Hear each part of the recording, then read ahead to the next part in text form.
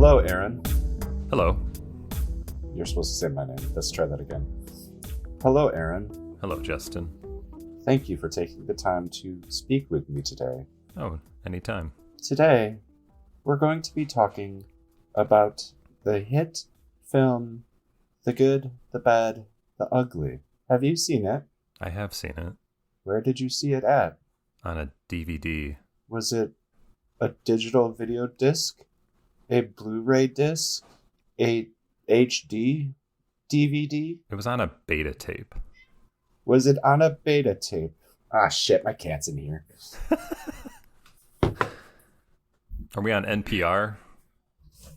Please get out. Now tell me more about this beta tape that you watched the movie on. I don't know. No, okay. I got nothing to say. Let's kill that. We are covering these spaghetti westerns. They talk a lot about the anti-hero. When we have that definition, it's basically just you're making a bad person the star of your movie. Is that kind of right? Yeah, that's how I always took it. Something I noticed in all these movies is they're never motivated by revenge, like the main guy. We have other people who are motivated by revenge, but he's just doing his thing. And this is especially apparent in the movie The Good, the Bad, and the Ugly, because these guys are not nice to each other, but they're never backstabby about it. I think the difference between a villain and an anti-hero is the world they inhabit has made them an anti-hero. Where a villain is just a bad person, but an anti-hero lives in this world or in this job that forces them to basically be a bad person, but not because they want to be, but because they just have to be to survive. So I think that's definitely Clint Eastwood's character. And most of the people in these movies, they are living in the Old West, which was just miserable. And unless you were a farmer with a family that was just away from everything, you kind of had to be an anti-hero. At least that's what movies and TVs about the Old West has made me believe. Yeah, I know. It's all the line between reality and fiction starts to blur. Like, people would say that Batman is an anti-hero, and I don't think he's an anti-hero at all. I think he is like straight up hero. He's just dark, so people want to label him as an anti-hero. Batman's a fascist, but he's not an anti-hero. Punisher is an anti-hero, and that he's almost villain, but he's, I guess, the star of his own comics, so he's not a villain, he's an anti-hero. Something that sticks out after watching these movies, and it's the true of Fistful of Dollars, A Few Dollars More, and this one, is that you never see that anti-hero happy or living his life. You're always seeing him in motion onto a thing. Like at the end of every one of these movies, he's either won or he's gotten money, but we never see him happy. Yeah, well, that's what I think where the hero comes into anti-hero. He has sacrificed any happiness to go out and do the minimum of good while he's doing the minimum of bad he has to do in order to survive. Of these three movies, now that we've watched them all, which one is your favorite? I mean, I definitely think that For a Few Dollars More was better than A Fistful of Dollars because of the addition of Lee Van Cleef's character. Because he added like this romantic almost, and that was kind of what was missing from the first movie. When you add Lee Van Cleef to anything, and this is my first experience with him, I fucking love this guy. I was surprised that he wasn't the same character in The Good, the Bad, and the Ugly. All right, let's talk about this.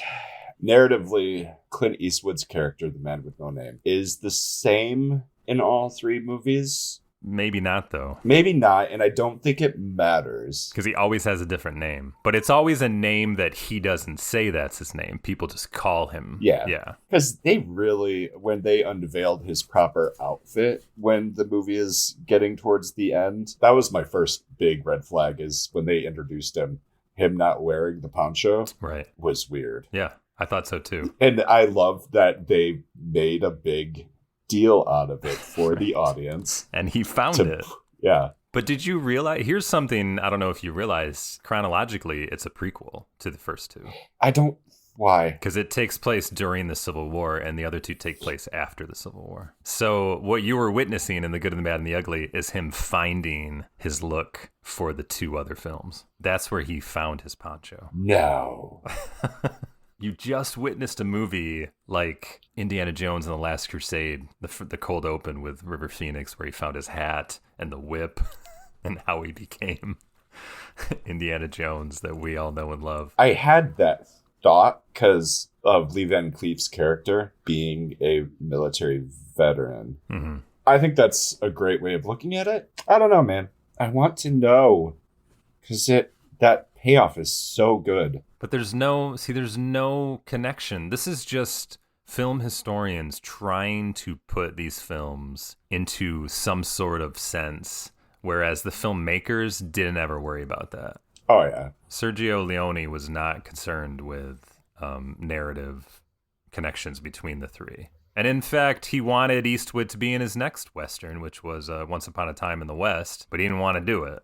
So for all intent and purposes, that could have been a fourth movie where he would have been the man with no name. So one of the Wikipedias claims, because of ClintEastwood.net, that The Good, the Bad, and the Ugly is a prequel, since it depicts Eastwood's character gradually acquiring the clothes he wears. It takes place during the American Civil War, whereas the other two films feature comparatively more modern firearms and other props. Lee Van Cleef's character in A Few Dollars More appears to be a Confederate veteran. Oh, and A Gravestone in A Fistful of Dollars features a gravestone dated 1874. There you go. So what's your favorite out of the three? Oh, yeah, I forgot. So, The Good, the Bad, and the Ugly, what was your choice? Well, for me, I have to compare what's better out of the first two, and I think the sequel is better out of the first two. But then I think that this movie is kind of in a league all its own. It just feels different than the other two. This movie is nuts. It is just nuts. It is nuts. It took me about an hour to really get into it. There was a lot of Tuco, and I wasn't hot on Eli Wallach's Tuco for like the first hour. He just seemed like an annoying sidekick, like a Rob Schneider that just wouldn't shut up. I loved him so much. And I was also like, this is a Jewish American guy from New York pretending to be a Mexican. This seems like just a ridiculous stereotype. But then who knew this would happen? But all of a sudden they were like, no. He's not just an annoying stereotype. We're giving him a backstory and we're going to make you care about this guy. And holy shit, like you meet his brother and you find out about what a bad guy he's been his whole life. And like he had like character development. So then by the end of the movie, I was all like, Tuco's cool. And it was such a weird thing. I never thought I would be there. I loved him so much from the beginning. Really? I couldn't stand. I was like, this guy. How could you be shooting this movie and thinking like, oh, this is going to look good? It was so over the top with his portrayal of a Mexican to begin with that I just didn't know how it would come together. So my rankings are A Fistful of Dollars, The Good, the Bad, and the Ugly, and For a Few Dollars More. Okay, all right. But they're all good, so they're tight. But I liked how clean A Fistful of Dollars was. A little more straightforward. Yeah. But still confusing, because I remember it was like him playing families against each other, right? For no reason. It was great. He was just there to make some money off of both of them. Well, it's the kind of movie where you have to watch it and listen to the names, because if you're not paying attention to whose name is what or what family name is what, you get confused. Yeah. That didn't really happen in The Good, the Bad, and the Ugly. I thought this was complicated, but in a nicely... it had a nice flow to it where it never left you behind. I just love simple, straightforward storytelling. But don't you appreciate and respect when something like The Good, the Bad, and the Ugly takes you on this crazy ride and then it all comes together? That's what I was impressed with. And that's why I feel like this movie really is in a league all its own compared to the other two. It's so well made. Yeah. It's hard to even describe why it's so good, but that ending... Oh, that ending was so good. And with the music, yes, and the editing, holy shit. It was like an orchestra, like in going to the crescendo and then... whoosh. And I was reading about him making it. And again, the biggest failing of all of these films is that they never record audio. So they have to dub the whole thing. Like the captain, or I think he was a captain of the Civil War in his whole story. Yeah. He was horribly dubbed. I don't even know what language he was speaking. And then, what was my point? So what Leone would do, I guess, and especially for the ending, he would play the music that Ennio Morricone had already made for the movie. He was able to, like, shoot the movie the way he knew it would be edited. And I think that might be why it was so suspenseful at the end. And it worked. It worked. It went on so long. I love the titles for all three of these movies. Like, the title cards are amazing. But here's what I wanted to talk about. How goofy these movies are. So goofy. They're goofy to the point where I find it hard to believe people would take them seriously as classics. Like the way Tarantino talks about how amazing these films are. And I mean, he called The Good, the Bad, and the Ugly the best directed film of all time. And it was his pick for greatest film of all time. Yeah. It is a great film, but it's so goofy. I don't know how you can really be serious about it. The fact that they went out of their way to label everybody the good, the bad, and the ugly. Goofy. Clint Eastwood is the good. Lee Van Cleef is the bad. And just the fact that they made Tuco the ugly. Right. Because I was thinking about that word and I was taking it the other way, where it's like, how do you call the good and the bad in terms of physical? He is another level of bad, is the way they describe him and set him up. And so they give everybody their own setup. So Tuco's setup was bounty hunters were after him and he killed them and he ran away in a funny way. What, did he have food all over his face, or was he in a He bath? looked like he was getting a shave. Yeah, shave. That's what it was. So they tried to ambush him at a barber shop. Then the bad is introduced. Lee Van Cleef is a bounty hunter. And again, I'm sitting here going, okay, same guy. But he was so much more cold-blooded. Yes. You knew immediately something was off. He had a romantic edge to him, and for a few dollars more, and he just totally cut that out. Because I think he had a mustache in the other one, didn't he? Like, he looked like the same guy. Yeah, he looked exactly the same. But he just totally switched his character, and I was like, oh, okay, this is not the same person. He's too cold-blooded. So he kills some people, and then he gets paid to kill.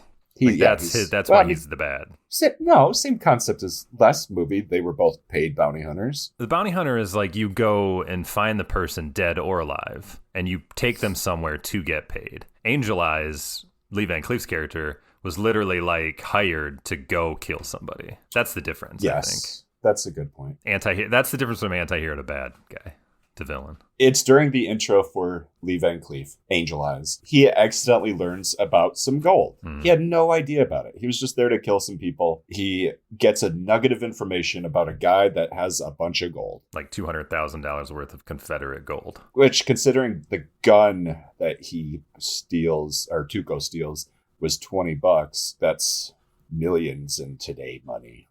So is Tuco, I already forget, because I watched the first hour like a week ago. Was Tuco in Clint Eastwood's introduction as the good? Okay, so we met Tuco escaping being murdered at the barbershop. Yeah. And then we meet Lee Van Cleef's, and he kills a guy after he learns about the gold.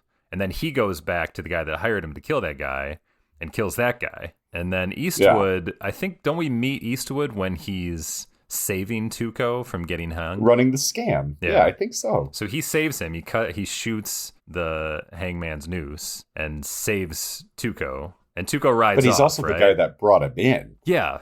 But I forget about that. Like, did we see that he brought him in? I mean, if we don't see that time, we see him the next time. So we know that they're working together. Yeah. They're just bringing in Tuco to get his bounty, and then they're splitting the bounty and going to a new town and doing it again. And now he's worth more. So he was worth $2,000 and now he's worth $3,000. But I think that's when Eastwood is like, you're not worth the trouble anymore, right? Real quick, when I fell in love with Tuco was when they were reading off his list of crimes.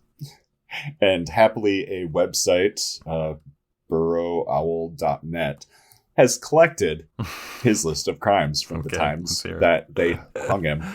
And so I would like to read through Tuco's storied history.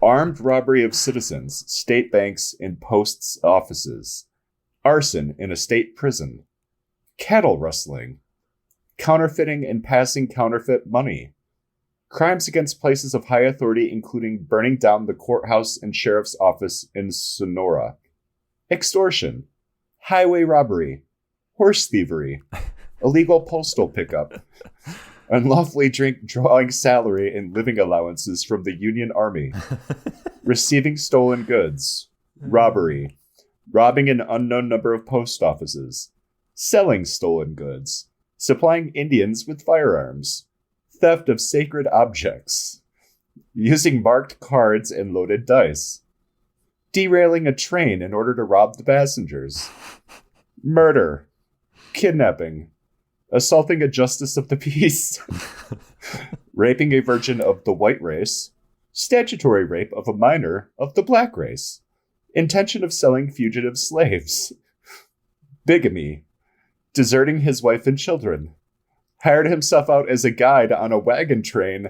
After receiving his payment in advance, he deserted the wagon train in the hunting grounds of the Sioux Indians, inciting prostitution, misrepresenting himself as a Mexican general, perjury, promoting prostitution.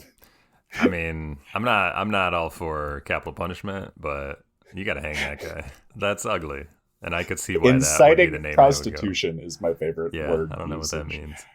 So they run the scam 2 or 3 times, and so there's a different guy reading off, and so there's different lists each time. But just because this movie's great, and that's just a great detail. I mean, maybe each county doesn't even know about the other crimes that he did in that county. You know, they just have their own list. So yes, he saves Tuco. We learn it's a scam, but when they do it again, Eastwood's done with him. Like he says, like he's not worth putting up with. I don't think he really he just doesn't like him. He doesn't want to be around him. So this is to me is not that great a screenwriting, and this is what movies often do. Where I mean, Tuco even says like, you know, you don't betray me. Like people know better than to betray me. So what does Eastwood immediately do? He betrays him, and I'm like, obviously this is going to come back to bite you, and that's exactly what it does.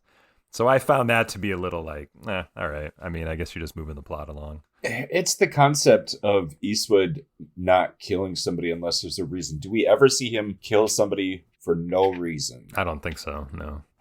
It's truer to the character, even though it did irritate me. Like, you're going to get in so much trouble later. Well, he left him to die. So that seemed a little harsh, even for an anti-hero. Like, he could have just said, like, we're done, and then went away, and he left him in a town somewhere. Like, it didn't have to be the middle of nowhere.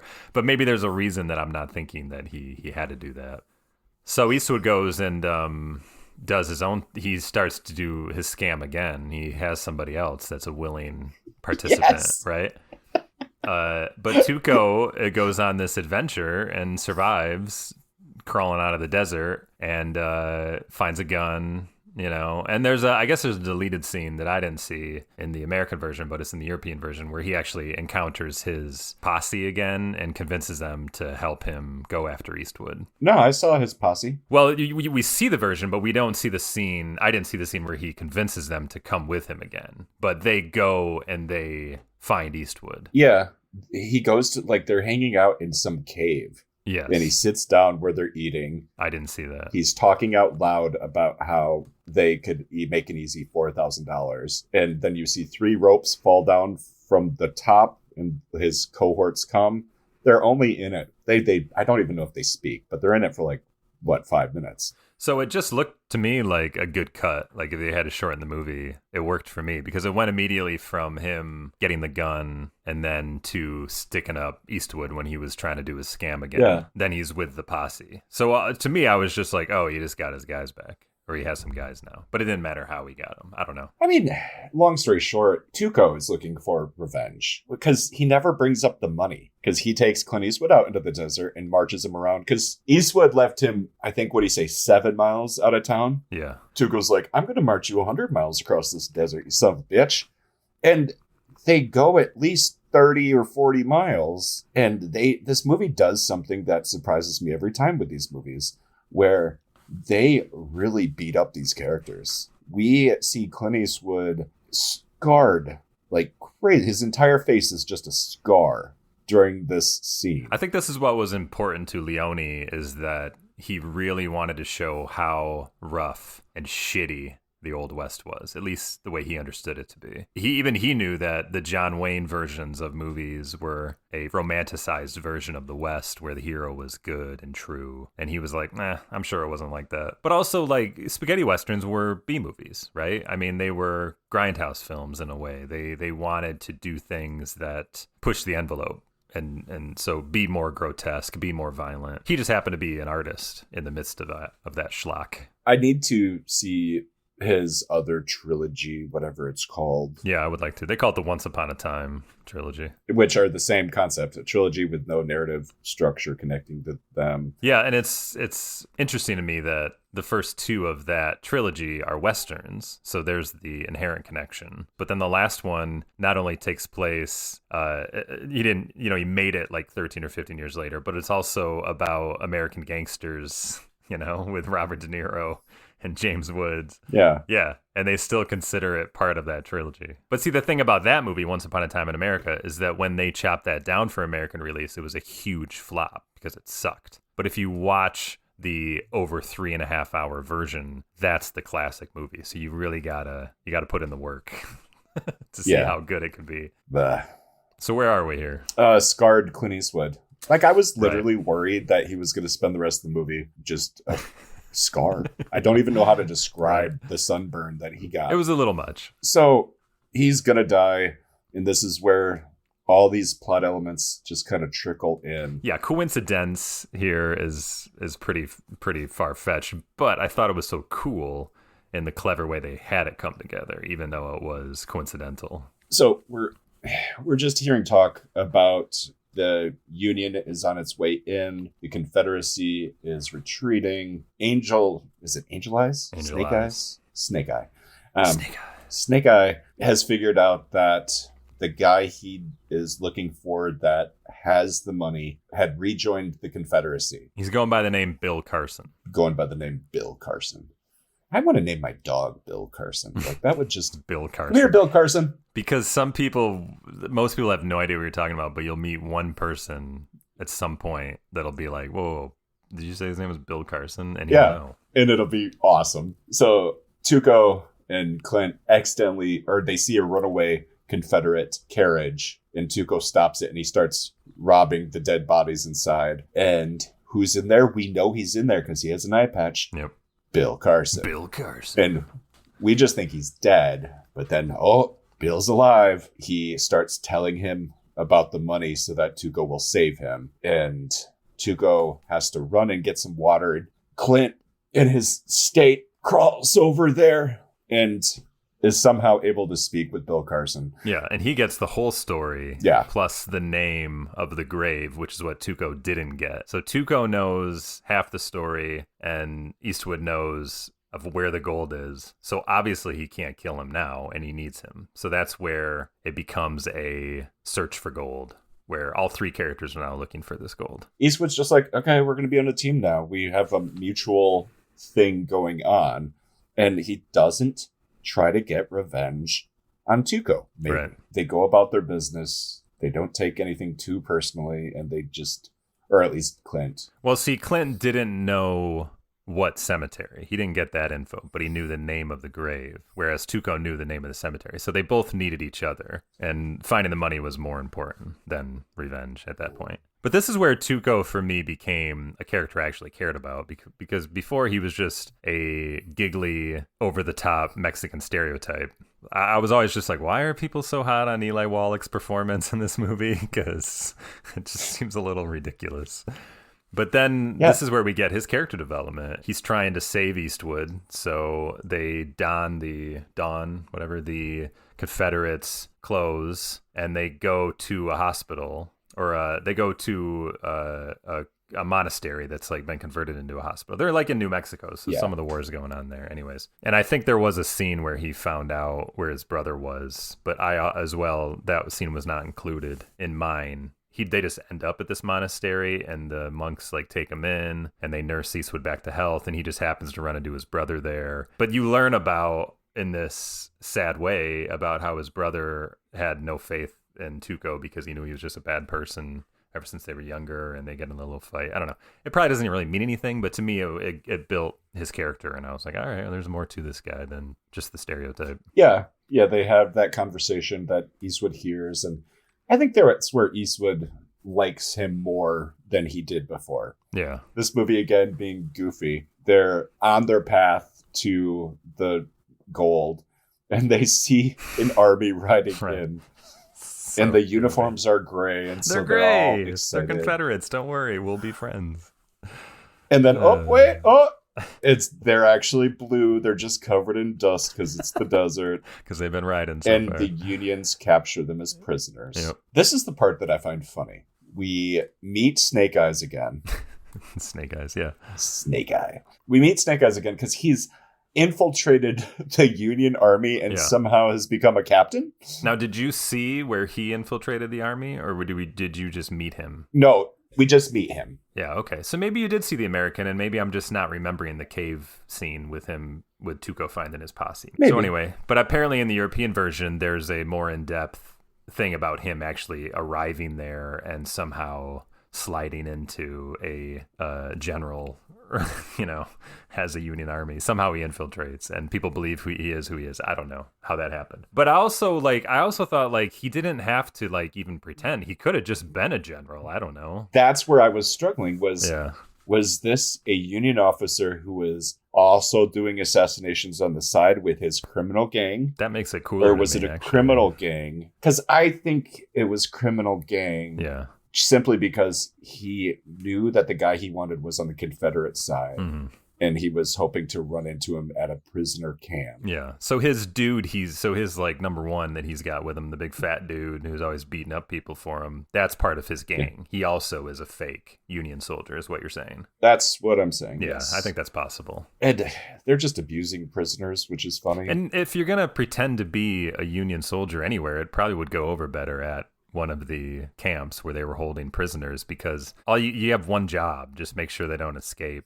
So anyway, they're all in a line, and when they're asking for names, Tuco says, "I'm Bill Carson." He pretends to be Bill Carson, and Angel Eyes hears that, but he knows Tuco. So he knows he's not Bill Carson, but he immediately knows, oh, okay, you know the story of the gold as well. So then he comes and has him interrogated to find out more, and he then learns what Tuco knows about the cemetery, what cemetery it is, but he realizes that Tuco doesn't know the name of the grave, which is what he needs to know. And that Blondie, I don't know if we've ever said that, but that's what they all call Clint Eastwood. And I think this is the number one thing that bothered me in the movie, is that he's not blonde. He's got brown goddamn hair. Why do people say he's blonde? I don't know. It might have been some sort of translation error, I guess. Yeah. But this is what I like about this, is that they don't even Angel Eyes doesn't even bother to interrogate Eastwood for the name, because he knows that he would never tell, because he's just that cool. Why not just team up instead of go through this whole interrogation thing? You're not going to tell me anyways. That is added to how badass Eastwood's character is that his reputation preceded him. So then they cut out Tuco, right? Well, no, it's so funny because they only say it a little at the end. He sends his giant guy that kicked his ass to turn him in for the reward. Yeah. They're not going to miss an opportunity to make money. And so, yeah, he jumps on a train, Tuco and the other guy. And they're banded together, handcuffed. And then when the opportunity arises, Tuco leaps from the train with the guy, beats him to death on a stone. And then this was a great scene where he can't get the chain off his arm. So what does he do? He puts him on the track and lets the train run over his chain to break it, and the body's under it. It's so fucked up. They showed. It was crazy. Yeah. And then he jumps on the train, and he goes back to get back on the hunt for the gold, and even take more revenge. He's pissed off more than ever now. I was looking so hard because Tuco goes back to, it almost seemed like the first town. Not the first town, but wherever he was going to hang Clint Eastwood. And he goes into a hotel room to get cleaned up because somebody said he stank. A different bounty hunter or different guy goes after him. Yeah, and now that guy was seen earlier in the movie, but I couldn't recall where, because he only had one arm, so he stood out in some fashion, but I couldn't place him. But I knew that he was seen before, and he was pissed at Tuco for something. So now he was able to find him. The guy's talking, and then Tuco just shoots him from the bubbles that he didn't know he even had a gun on him. He's just like, shoot, don't talk about it, just shoot, Yes, it was that's damn clever. Yeah. And then this is the next part, which is super goofy. Clint Eastwood and Angel Eyes and his team are nearby in another bombed out area, and Eastwood hears the sound of Tuco's gun. And he says something to the extent of, every gun has its own sound. So he knew it was Tuco by the sound of the gun. That's ridiculous. But okay, we'll go with it. Eastwood just leaves, even though he's kind of a prisoner. So Angel Eyes sends somebody else after him, and then that's where he hooks up with Tuco again. Something I really like about these movies is how disposable the gangs are. These guys always use their people to just as cannon fodder. It's great. So I never feel bad. They're just dumb Western guys. You're not smart enough to be me, so just go be a body somewhere.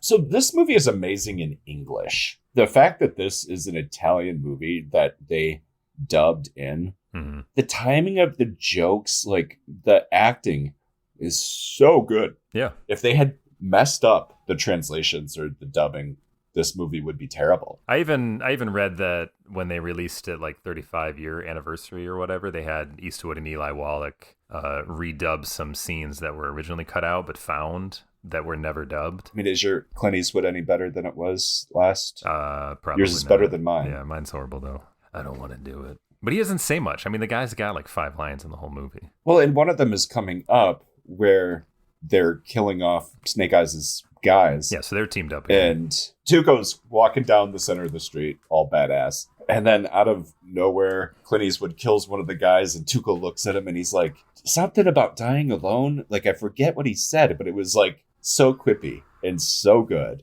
This movie has a lot of quips. So yeah, they go down and they shoot everybody, and Snake Eyes runs away. I feel like this is taking too long. It's such a big movie. It's 3 hours. We're getting close to the end because there's only one other set piece. Well, they got to go. They get in the middle of the Civil War at this point. I mean, they're part of that camp where they're Confederate prisoners, but once they get out of that and they team up again, now they go to the front line of a battle on the Union side. What is the point of having this in this movie? You could cut it all out. You could not but change. Hearing the captain talk about his experience in that short set piece, they made him such an interesting character. Yes. Just his take on it was just like Leone's way of talking about how shitty war was. I talked about how shitty the West was. Let's just have a little scene here where I can talk about how shitty war is. And it's unlike any other war scene, I'm sure, that anybody had ever seen in 1966. There was like no reason to be there. It was just everybody was dying for a cause that didn't matter. They just had to, for some reason, protect this bridge. But what the fuck did it matter? Even Eastwood and Tuco knew that if we just get rid of the bridge, everybody will go home. Yeah. So that's what they do. They decide to blow up the bridge, and nobody's watching them, apparently, which I also thought was ridiculous. Or maybe the soldiers are watching it and they don't even care because they're just like, we got to get... We're just going to let them blow up the bridge. But they're hiding on the beach afterwards, and they're getting bombed to all hell. It's so funny. The people that they fall asleep during the bombing. And his ass is in the air, like Tuco. It's so goofy. The fact that this movie had Tuco's ass coming out of the bathtub, I was surprised. So they blow up the bridge, and everybody goes home. The battle's over because all the soldiers just get the hell out of there. Yeah. And then they're able to go to the cemetery. Finally. But I loved that war scene. Like, I thought it was going to be another thing that was just like, ugh, can we just move on? But I was really enraptured by that captain's story about his woes. This was the one part of the movie that bugged me a little. So Tuco double crosses Clint Eastwood one more time by taking the horse and riding off. Yeah. But Clint Eastwood, being Clint Eastwood, shoots a cannon. Scares the horse, knocks him off. Yeah, so he's off the horse and he's not that far away. And then he shoots him again with the cannon and it blows up. And again, he rolls from that second shot into a gravestone and ta-da, we're at the cemetery. Clint Eastwood's not far away, but Tuco doesn't seem worried about it, and he just starts searching for the grave like he's alone. And that's kind of annoying. But that happens often throughout the movie where they lose a character for a little while, only for them to reappear in a surprising, but not that surprising way. The same thing happened when he found the runaway carriage. He just dropped what he was doing with Eastwood and spent all this time talking to the dying Bill Carson, only for Eastwood's character to, surprise, pop up right in the exact place right at the right time. Yeah. To move the plot along. So that doesn't surprise me. I think that's just it's a plot editing device. Because it almost like the music is so powerful and the editing is so powerful and it kind of goes on for a little while. His search for the grave was it's crazy. So long. It kind of makes the audience forget about any other character. So when they all of a sudden reappear, it is kind of a nice trick. I loved the layout of that cemetery. Yeah, beautiful. It was, the circle was awesome. I read it was based on some sort of Aztec burial ground or something like that. Like, he just liked the look of it. But yeah, it was amazing production design. They said they had thousands of or hundreds of people make like 1,000 graves. Yeah, Tuco finds the grave. When they were blowing up the bridge, when they were strapping it with explosives, they decided to tell each other. Just in case one of them died. Exactly. Tuco said what the cemetery was, and Eastwood said what the gravestone name was. But of course he lied, and it turns out it was the gravestone it was the unknown gravestone without a name that was next to the name he told him. Backing up real quick, because that part bugged me a little. Because didn't Clint already know? Didn't Snake Eyes tell him when he freed him that he knew the cemetery? I don't recall. I don't remember either. And so during that bridge scene, I thought that Clint was testing him to see if he was going to be honest with him, because he knew. And then he was honest with him. And so I thought Clint was being honest with him. But no, still one more double cross. I've been working on Optimus Prime. Megatron. Nope, I lost it. Megatron. Don't be a dick, Megatron. So it turns out the unknown grave is where the gold is. Yeah, right next He makes Tuco dig, but then here comes Angel Eyes to make both of them dig. Yeah. So now it's a 3-way tie. Wait, I'm sorry. What happens here? So they open up the box and there's nothing in there. And Clint knows it. So that's why he had him open it. Okay, so he makes Tuco dig the grave of the name he told him, which was a lie. Yeah. And then Angel Eyes pops up and makes Clint dig the grave. But it was already dug up. Right. Yeah. But that's when they all realize that Clint is not being honest, and he still knows the name. So he says, you got to work for it. He takes a stone and says, I'm going to write the name on the bottom of the stone, and I'm going to place it here in the middle. And then they all just get the idea like, oh, it's a shootout, so we all got to take our positions. And then 48 minutes later, someone fires. No, it's a little long, but the editing and the music is so powerful that you kind of are just like, you go with it, because you don't know who's going to fire first. It was stressful. But Clint was in control the entire time. He knew, even though it was a 3-person shootout, Tuco was not going to be a player, because he emptied his gun. He just wanted to kill Snake Eyes. He kills Snake Eyes. Tuco's like, you son of a bitch. And then the big reveal that there was no name. It was unknown the entire time. But unknown was the name. Tuco digs up the grave. All the money is there. $200,000. But then we have a twist. Another twist. A twist upon a twist. I don't care for this part. No? When Eastwood says, get up there and put the noose around your neck. What if Tuco just said no? Like, was Eastwood just going to shoot him? No, he doesn't do that. It's literally him fucking with a friend, and it's great. Like, yeah, but he knew that. He's too smart for him to know that. In the same way that Clint listened to his orders when Tuco tried to hang him, he knew that he needed to get back at Tuco, but he wasn't going to do anything wrong because he's not a bad guy. And I was freaking out. I thought Tuco was going to die, and I was going to be pissed, even though he deserved to die. But yeah, so he leaves him hanging there. And then he does his old classic shoot the rope thing. Tuco's saved, pissed off. You son of a bitch! And then the bitch is obscured by the music. Isn't bitch the last word of the movie? I don't think so. I don't think he gets it out. I think it's overtaken. I think the audio is strategically overtaken by the yodeling, screaming, famous song that we all know. Even if you don't even know what movie it's from, you know it's an old Western song from the movie. Yeah, it's good.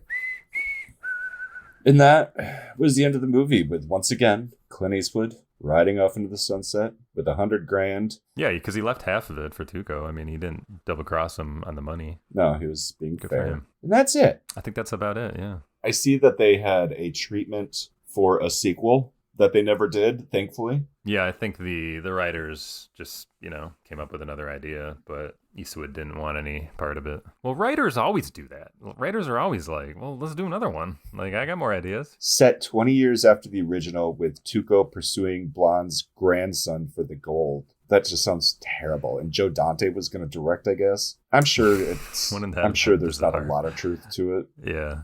I mean, that's like, when they say that means that for some reason Joe Dante maybe had a meeting about it once, or they had a dinner and they spoke about it. But that was as far as it ever got, probably. Yeah. So Eli Wallach, I mean, from this movie, he went on to just be kind of a really good character actor. And we watched him in one of our films we covered here. He was in The Two Jakes. What? He was? Remember the scene in The Two? Yeah, he was like the DA, or he was a federal prosecutor that Jake Gittes would run into every once in a while. Do you remember the scene in the police station where whenever Giddys would come into this police station, he'd get a phone call like at the desk and it was always for him? Yeah. But the hotshot detective always just fucking hated Giddys. And he was like, don't answer that phone. Get out of here, you know? And then Eli Wallach comes in as the prosecutor and the phone's ringing and he's just looking at everybody. He's just like, is somebody going to answer the goddamn phone? So then they answer it and they're like, oh, it's for him. So then they got to give it to get. Anyways, that's Eli Wallach. I just know him as like other than this movie, he's always just like an older Jewish guy that plays like a lawyer. I'm not recognizing a lot of these credits, but there is a billion credits up until I'm assuming he's dead. Yeah, he died like in 2017 or something like that. Shoot First, Crazy Joe, Plot of Fear, The Sentinel, Domino Principle. Doesn't mean these are bad. I just have never seen them. Yeah, no, I think he's been in a lot of good stuff. He was in The Godfather Part 3. Woo. So we finally did the Dollars trilogy. We did the Dollars trilogy, man. Never saw any of them, and I appreciate them so much. From that scene in Back to the Future 2 where Biff is watching A Fistful of Dollars, or how Marty McFly figures out the whole bulletproof thing. Like, you know, I'd never seen the movie where I always assumed it was from The Good, the Bad, and the Ugly. I didn't know. And how like Eastwood is such a part of Back to the Future 3 and how he calls himself Clint Eastwood, right? And oh yeah, you know, it's so funny. And he wears the poncho because of Eastwood. Like, it's so about these movies that I had never seen, and the only thing I knew was because of Back to the Future. That's what's so funny to me, is that it took me 30 years or whatever, you know, to finally get around to seeing them. I don't have anything interesting to add. Poncho's coming back. Let's start wearing ponchos now. We should just start wearing ponchos. Yeah. Could Eli Wallach play that character today? Not having really known who he was. Wow. There's a promotional photo of him for The Good, the Bad, and the Ugly on his Wikipedia, and he looks like a fucking accountant. The role of a lifetime, really. That guy? Really? Okay. Your comparison to Rob Schneider was kind of apt. Was this one of the first movies with a goofy sidekick? I don't know. Probably not. I'm sure there was plenty. Like Dick Tracy, you know, had all kinds of caricature, goofy sidekicks in a way, you know, like in his TV shows and movies and comic strips, you know, from the 30s on, and The Green Hornet with Kato, you know, Bruce Lee's character and stuff. I don't know. Oh, yeah. Good point. Isn't it fun to have a foreign sidekick kind of way? So I was just afraid that that's what they were doing with Tuco, where I was like, is this going to be the whole movie with this giggly Mexican stereotype? Because I don't know if I'm going to be able to be a fan of this. But they turned it around. Gave him an actual reason to care about him, so that was cool. All right, well, those were movies, and we're better people now than we were. That's true. And that's it. That's the end of the episode. Anyway, tune in, show up, listen to us, watch us. And when Justin gets a new dog, it'll be named Bill Carson. Bill Carson. Get onto our socials and tell us about all the Bill Carsons you know. Check out the YouTube. The tube of views. That's a place to listen to us on the YouTube. Ben Carson. No. What is it? Bill Carson. Bill Carson. Oh, yeah. If you name your dog Ben Carson and you don't tell me for like 2 years, and you're like, well, shit, I can't change it now. He knows his name. And people will do the same thing where they recognize the name for the wrong reasons. Wasn't Ben Carson running for president? Didn't he die? Maybe. He was the guy that was running for president, right? He was like the doctor, but he was like an idiot at the same time. Yeah, total idiot. Age 71, is he still alive? Yeah, he's still alive. Okay. That's good for him. Yeah. Good for him.